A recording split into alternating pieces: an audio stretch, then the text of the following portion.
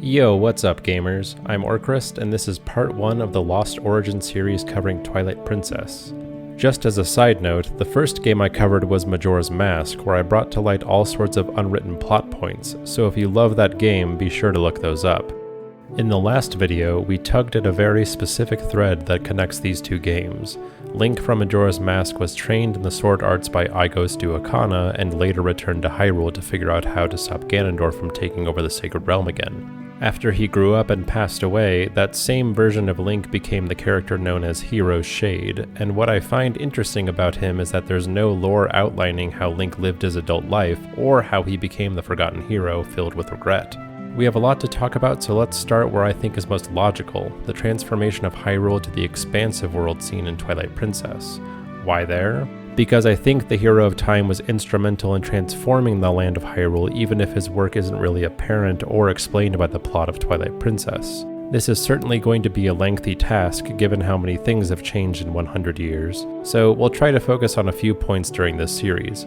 How has Hyrule changed from one era to the next? What landmarks have changed location? And which ones stayed in place? On that last subject, it's curious that only one location maintains the same appearance and name given that this is the same Hyrule from the past. Of course, I mean the Temple of Time. It's in this place where I think the answers to our questions lie, so we'll spend this video trying to decipher the clues left to us. Just in case it's not abundantly obvious, the Temple of Time fell into ruin some years after Link returned from the future, and even though we travel back to a period when it's whole again, it's odd that it looks so much nicer compared to the version seen in Ocarina of Time. The obvious explanation is that the graphics in Twilight Princess are simply better, but that's not what we do around here. So let's speculate a bit on what the game presents. Aside from the same basic two-room layout, the Ocarina of Time version has no staircase at the entrance, the Door of Time sits behind a dais, and the symbols of the sages surround the Master Sword. In Twilight Princess's alternate version, there are two sky statues below the entrance and a different set by the Door of Time. That, and a glaring fact that a massive temple is hidden behind the sword chamber. It's funny that in Ocarina of Time, each of the 6 sages has a temple dedicated to them, except Rauru, the Sage of Light. Yet here stands this missing temple hidden deeper within, containing a many-floored tower and a chamber large enough to hide a massive spider. And yet, in the era of Twilight Princess, all of this stands in ruin in the Lost Woods, and no sign of the Temple of Light can be seen. There's also a small but somewhat vexing inconsistency, which is that the Temple of Time in Twilight Princess is oriented the wrong direction. In Ocarina of Time, the entrance faces to the west, but the same location clearly shows its entrance facing south. All of this is very puzzling and honestly has bothered me since the game came out in 2006. So why does this one important landmark appear this way? Honestly, the answer is that the developers took some liberties and probably didn't think too much about changing the interior and adding a whole dungeon. But that's no fun, let's try this instead. This temple has had many names and appearances over the ages because its function has changed to suit the needs of that era. On the day that the hero of Twilight comes to this place, it stands as a link to a forgotten era when the people of the sky were still connected to those on the surface.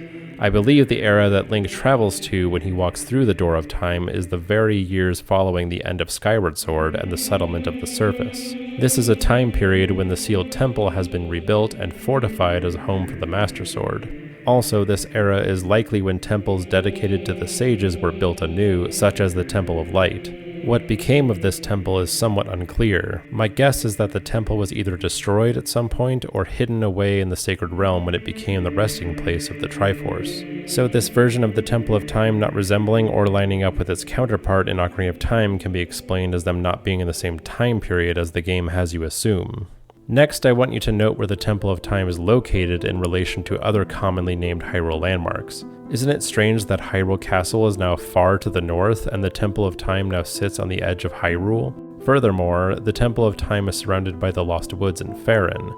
This really doesn't make sense at a glance, but I'll refer back to my claim that the Hero of Time played a part in bringing about these big changes in Hyrule. There was actually a very large event that brought about the ruin of this area, but that's gonna have to wait for a later video. There is one interesting question we can tackle in this video given what we know about Hyrule's history. What other landmarks from Hyrule's past line up with the ruins of the Temple of Time? As we discussed in a previous video, Link was instructed by Zelda to keep his distance from the Sacred Realm and the Master Sword until Ganon could be stopped. As for what he did or where he went, it isn't entirely clear, so we'll have to speculate on a few things. First, I want you to think about the Deku Tree and the Kokiri. Where have they gone in the last 100 years? We really can't say for certain, but we have to consider how this timeline changed when Link returned from the future. I'll remind you that Link was sent back before his adventure took place and before Ganondorf attempted his coup on the Sacred Realm. Also, since we proved in a previous video that the passage of time in Termina is exponentially faster than that of Hyrule, relatively little time has passed since Link reconvened with Zelda. So I imagine the first place he'd go was Kokiri Forest to continue his search for Navi. Whether Link found her or not is unclear, but with his return to an earlier time, the question begs whether the Deku Tree is still alive and if Ganondorf has already cursed him. My assumption is that the answer to both is yes. The Deku Tree only passed away when he gave Link the Kokiri's emerald and delivered his final message. If that exchange never happened, his eventual death would perhaps be delayed. With that event changed, maybe that tells us why the Kokiri are missing or in hiding during Twilight Princess. It's probably because they were ordered to do so, and I don't think that the boy with no fairy would have the authority or influence to make that request. Most would probably dismiss Link's warnings given his role as Other. The Deku Tree, however, would heed the warning of Ganondorf's rise with great care, and before he passed away, he would warn his children of impending doom and how they must protect the interests of Hyrule. His instructions were likely something along the lines of, hide yourselves from the outside world and never relinquish the Kokiri Emerald to anyone. That way, at least one of the keys to the Sacred Realm will never fall into the hands of evil. So this migration gives some explanation for why the Kokiri are missing, and maybe tells us why humans came to settle the province of Ordana. As for who settled this area, I think we have enough clues to make an educated guess. Using the Temple of Time as reference, notice how Ordon lies to the south.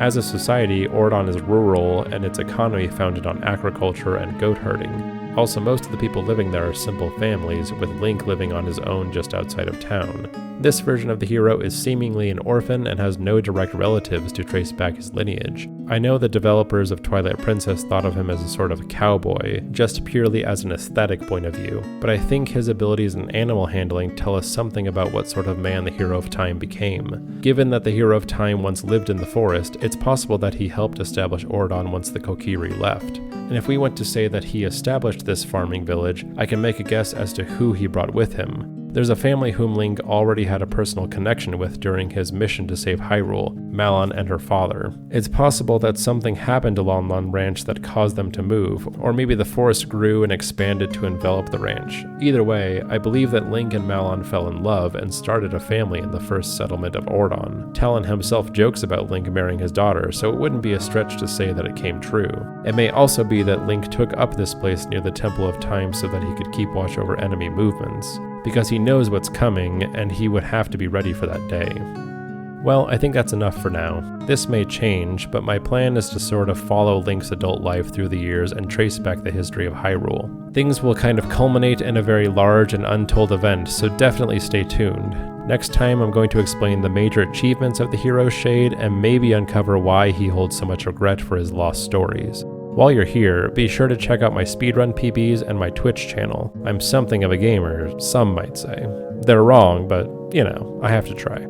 See you next time, gamers.